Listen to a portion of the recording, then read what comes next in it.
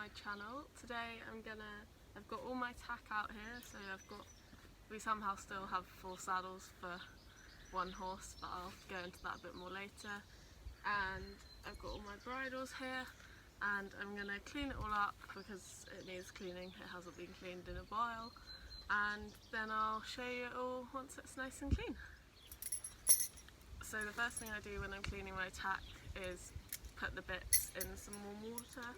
So this is actually Darcy's old dressage bit, but I'm just gonna clean it up to put it away because we don't really use it much anymore. This is her universal, which I use for pole work, or if I'm going hacking and I don't really want to use her jumping bit, but I'm gonna canter or something, so I might use a bit more than a snaffle, but I don't use it that often. And then her jumping bit, which is a neutral, I think it's called an elevator, but it's really worked well for us. We probably started using it about a year ago, and that was probably the turning point for our jumping. It gives us a lot more control. She has a strap on the back of it, and it looks like this, and it's a great bit. We love this bit. I actually bought it for spring years ago, and I used it once. I used it for about 10 minutes and it was awful for spring, so I just kept it all these years because I just didn't want to sell it because it was quite expensive to buy. And then luckily I had it when we got dusk, which worked out perfectly. And then this is her current dressage bit, which we've just started using. It's a verbinden, so it's meant to keep her a bit lighter on the forehand. Again, this was a bit I already had. This was Callie's dressage bit that I bought for her. And again, I kept it, and I'm glad I kept it again because it's been very useful for Darcy recently. We've only just started using it literally in the past week or 2, but we're getting on quite well with it, so I think we'll keep going with it.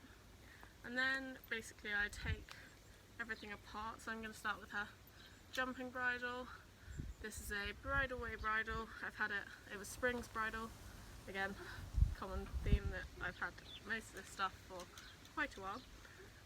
So I normally undo everything, completely take everything apart every time I clean it, and then I clean it all up with some water, and then use, on the bridles I tend to use Horseman's One Step, and on my saddles I use Rapide leather gel, which came with my Fairfax years ago when we got it, and I've loved it ever since, and we've always bought that.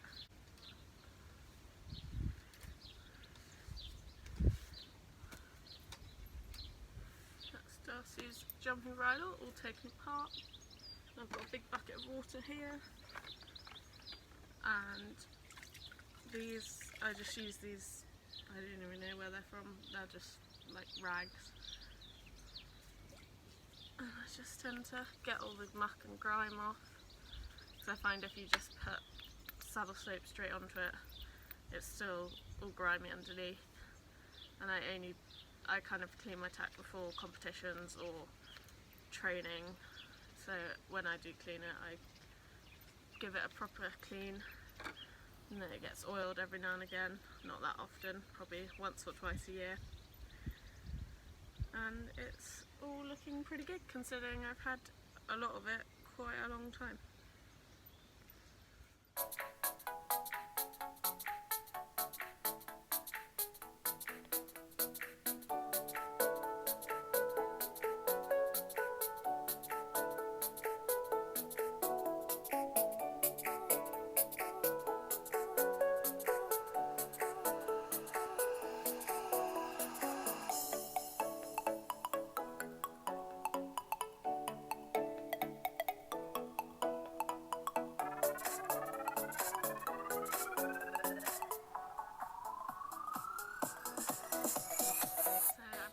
Cleaned all my bridles with water and got all the muck off, so now I'm gonna condition and clean again, I guess, with Horseman's One Step for all my bridles.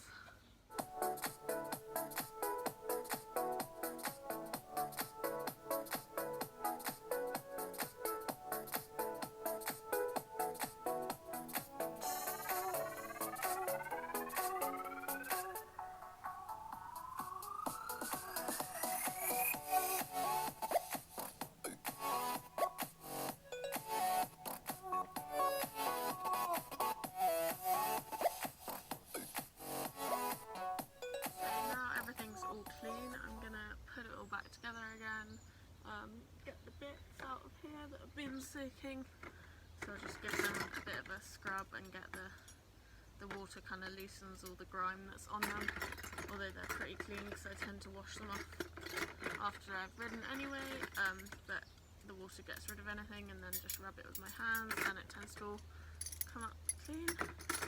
And then I'll put this all back together and then start on the saddles.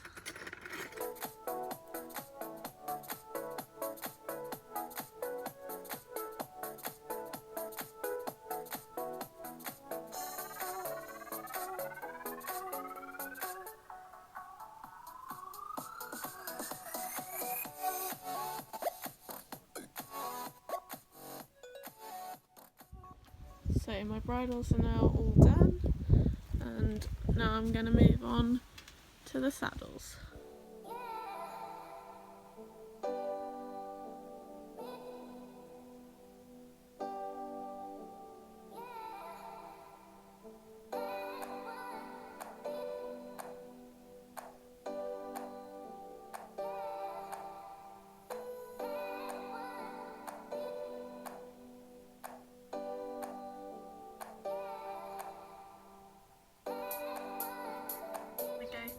Dressage tack first, so it's all been cleaned now.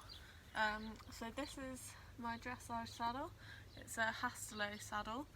I think it's quite a small company, English company I think, but it's fully changeable gullet. So it was originally bought for Calais in, I think, beginning of 2018 we bought this saddle, because with the first few events I did on Calais I just had her jump saddle. And then we bought this. Then when we got Darce, we had this fitted to Darcy because it's the nicer of my two dressage saddles, and then Callie had the other one just so I was more secure on Darce, and as she was going to be my event horse going forward, we had the nicer saddle for her. So two of my horses have worn this saddle.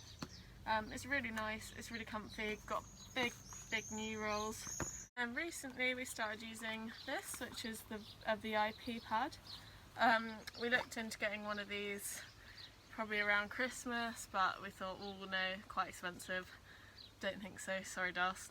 And then when obviously all the events were cancelled, we decided that we weren't spending any money on eventing, so maybe we'd invest in one. So since the beginning of lockdown we've been using this.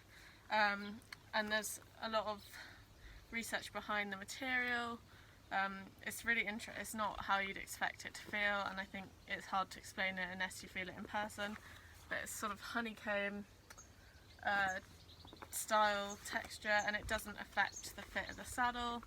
And this just hopefully to protect her back and keep her happier for longer and reduce impact on landing, jumping. I also use it for dressage. I use it any time I ride her really now, and it goes right onto her back, and then the saddle cloth on top, then the saddle. And then this is her dressage bridle. It's a Henry James bridle. I got this in November. It's really good because she's got a full brow band, cob headpiece, full cheek pieces, because their cheek pieces are quite short, because actually her jumping cheek pieces, I had to get her some pony ones to fit her. So she's not actually got a very big head, and then a cob nose band, so everything fits her perfectly. And it's got a really nice headpiece that's comfort, but then a gap for her pole, and a cutaway brow band, throat lash, and a shaped brow band. And like I said earlier, she has a verbinden for dressage. Now moved on to her jumping tack. So I got this saddle. It was the first saddle I had for a horse, so it's the first proper eventing saddle, monoflap jump saddle. It's a Fairfax Andrew Hoy.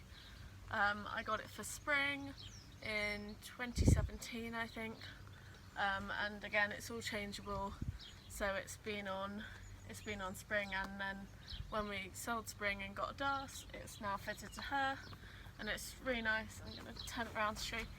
So very free away from her shoulder, so all that movement she can have, which is just really nice and unrestrictive for her when jumping. And again, I use a VIP pad, under that.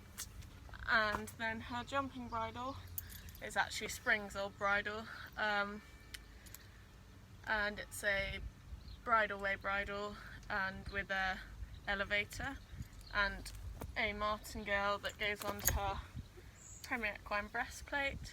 So it's a 3-point breastplate. It goes to the saddle straps here, girth straps here, and then underneath. I bought this for Callie a few years ago, and Callie I didn't use the martingale on Callie, but I've still got it on Das just in case. And then this sort of other bridle, I guess.